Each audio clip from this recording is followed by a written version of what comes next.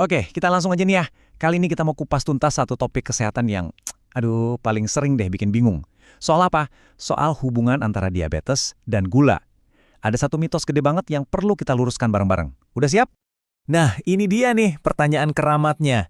Anda pasti sering banget dengar kan omongan kayak, kalau udah kena diabetes, ya udah stop total semua yang manis. Beneran nggak sih harus segitunya? Kayak nggak boleh nyentuh sama sekali gitu? Yuk, kita mulai dengan ngebongkar mitosnya dulu. Kepercayaan yang udah kayak jadi, ya aturan nggak tertulis gitu di mana-mana. Dan ini bahaya loh, karena kalau salah dipahami, dampaknya bisa serius banget. Nah, ini dia nih mitosnya. Kalimat yang sering banget kita dengar. Punya diabetes? Awas ya, semua yang manis itu racun. Udah titik, gak pakai kompromi. Bener-bener kayak hidup di penjara makanan kan rasanya. Oke, cukup ya soal mitosnya.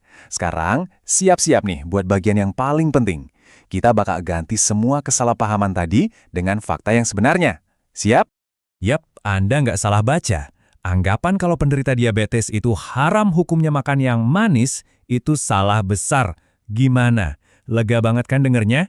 Dan dengerin ya, ini bukan cuma sekedar opini, ini bener-bener faktanya. Terus kuncinya apa dong? Gini, penderita diabetes itu sebetulnya bisa kok makan makanan manis. Kata kuncinya itu bukan dilarang, tapi dikelola. Artinya apa? Artinya porsinya diatur, jenis makanannya juga dipilih. Contoh gampangnya gimana? Nih, sepotong kecil pepaya atau apel. Boleh banget, aman. Nah, sekarang kita perlu bedah lebih dalam lagi nih. Karena ternyata ya, nggak semua gula itu sama. Ada yang kita sebut gula kawan, ada juga gula lawan. Dan penting banget buat kita untuk tahu bedanya. Coba deh lihat, perbandingannya jelas banget. Di sisi yang merah, ini nih gengnya gula jahat yang harus kita hindari. Gula tambahan yang berlebihan, minuman-minuman kemasan yang manis banget, sama karbohidrat olahan.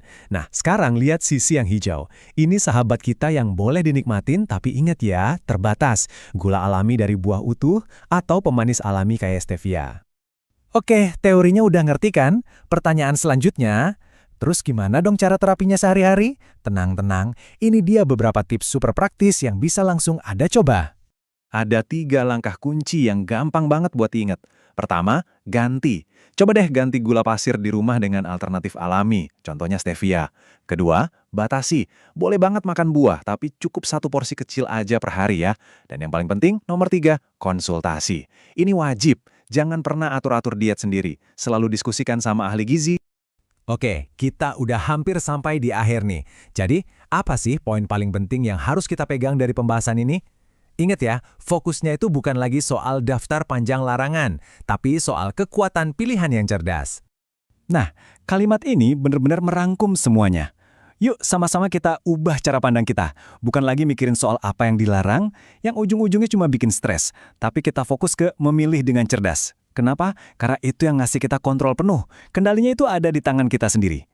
Nah, sekarang giliran Anda. Dengan semua informasi baru ini, kira-kira pilihan cerdas apa nih yang mau Anda buat hari ini? Coba deh, jangan berhenti di Anda aja. Bagikan juga info ini ke teman atau keluarga. Karena pemahaman yang kelihatannya simple ini bisa berarti besar loh buat mereka. Sampai ketemu lagi di kupasan menarik lainnya ya.